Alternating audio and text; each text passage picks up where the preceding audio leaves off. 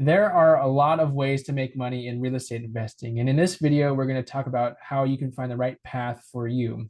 I'm Johnathan Lau. I'm an active and passive real estate investor and have a passion for helping others get into real estate investing. On the screen, you can see that there is a continuum of active and passive real estate investing. And on that continuum, there are a lot of different real estate investing strategies you can leverage. So the question is, what is the right one for you? On the active side of this continuum, you have different real estate strategies like buying a piece of property and being the landlord and managing it. You could be buying properties and flipping them, or you could buy a property and rent it out as a short-term rental.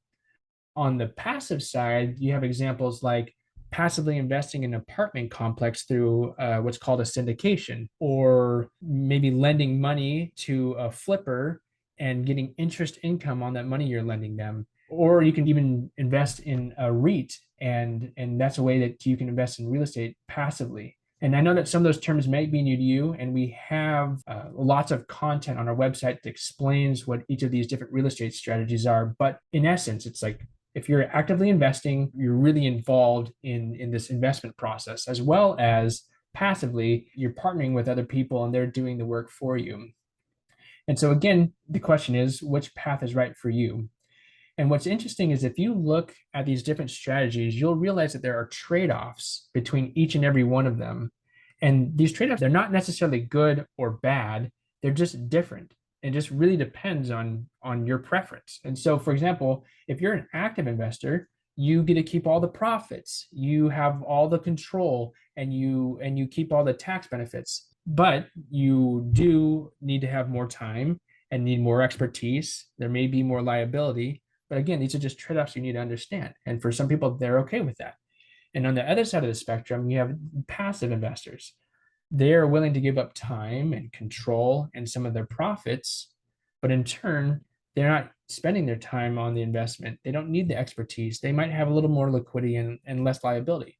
So again, you got to weigh the different trade-offs and figure out what is the right path for you. And the way that I've personally found my path into real estate investing was I started just talking with lots of different investors. I talked to flippers and asked them about what they liked about flipping properties. I talked to people that bought a lot of properties and they were the landlord and they actively managed them. And I asked them, what did they like? What did they not like?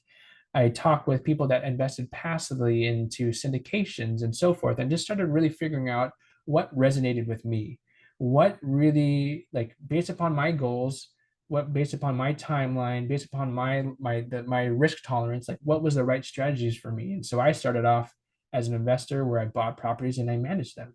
But now over time I have more towards passive. But everyone's journey is going to be a little bit different.